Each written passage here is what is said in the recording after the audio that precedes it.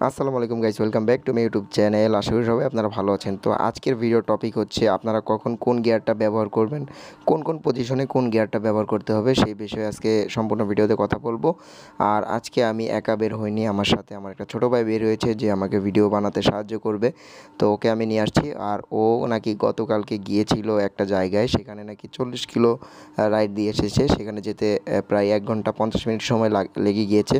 তো আমাকে সম্পূর্ণ ঘটনাটি আমাকে বলতেছিল। তো আমি বললাম যে একা একা কেন গেলে, আমাকে কেন নিয়ে গেলে না? সে একলা একলাই চলে গিয়েছে। তো আমি বললাম যে কোনো রাস্তায় কোনো সমস্যা হয়েছে কি না? সে বলল যে না, তেমন কোনো একটা সমস্যা হয়নি। তবে বলল যে ভাই যদি যান তাহলে আজকে কোনো একটা জায়গায় যাওয়া যাক। তো আমি বললাম যে না থাক, আজকে আমরা কোথাও যাব না, আজকে আমরা একটু ভিডিও বানাবো। তো চলো আমরা কয়টা ভিডিও বানায়া ইউটিউবের জন্য আপলোড দিই। তো সে বললো যে আচ্ছা ঠিক আছে, সমস্যা নেই, চলেন। তারপর আমরা একটু কথা বলতেছিলাম যে আমরা কী বিষয়ে ভিডিও বানাবো। তো আমি বললাম যে আজকে আমি গিয়ার নিয়ে কিছু ভিডিও বানাবো। তো কোন কোন পজিশনে কোন কোন গিয়ার ব্যবহার করবেন। তো আমি এখন সামনে 1 আর পিছনের গিয়ারটা 1 ব্যবহার করতেছি। বর্তমানে আমার সাইকেলের গিয়ার হচ্ছে সামনে আছে 1 আর পিছনে আছে হচ্ছে 4। তো 1 আর 4 আপনি কখন রাখবেন? 1 আর 4 তখনই রাখতে হবে যখন আপনার রোড থাকবে একটু ভাঙাচোরা বা কাঁচা রাস্তা। এই রাস্তাটা কিন্তু সম্পূর্ণ কাঁচা, যার কারণে আমি এখানে 1 আর পিছনে 4 রেখেছি। তো যখন আপনাদের রাস্তাগুলো একটু ভাঙা থাকবে বা বেশি জোরে সাইকেল চালাতে পারতেছেন না, এরকম একটা রাস্তা, কাঁচা রাস্তা বা ভাঙা রাস্তা যেটাই বলেন, ভিজা রাস্তা, তখন আপনারা গিয়ারটা একটু স্লো রাখবেন। আর আরেকটা সময় আপনারা গিয়ারটা স্লো রাখতে পারেন, সেটা হচ্ছে যখন আপনারা উঁচুতে উঠবেন।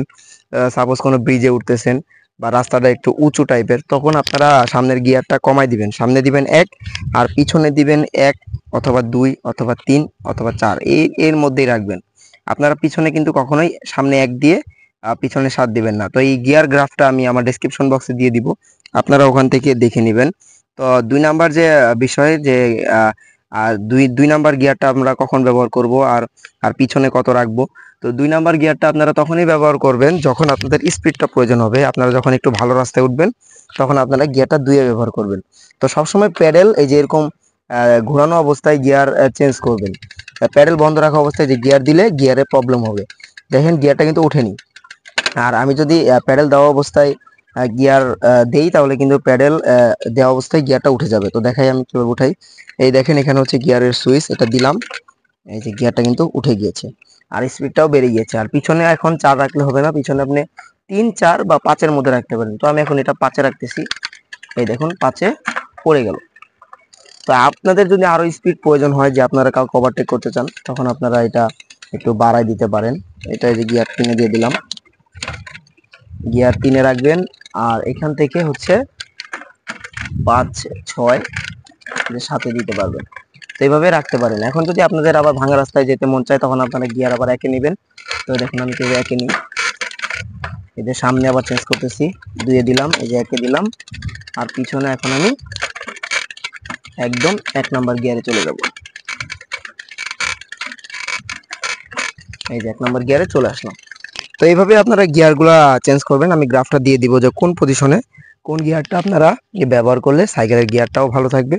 তো এক এক পজিশনে এক এক সময় গিয়ার এইভাবে ইউজ করতে হবে। আপনারা যদি মন মতো ইউজ করেন তাহলে কিন্তু গিয়ার টিকবে না বেশি দিন। তো এই ছিল আজকের ভিডিও। আশা করি অনেক ইনফরমেশন আপনারা এই ভিডিও থেকে পেয়েছেন। যদি আপনাদের কোনো তথ্য বা কোনো কিছু লাগে, তো আপনারা অবশ্যই ভিডিও কমেন্ট বক্সে এসে কমেন্ট করবেন। তো সাইকেলিং বিষয়ে আপনাদেরকে সকল তথ্য আমি আপনাদেরকে দিয়ে সাহায্য করব।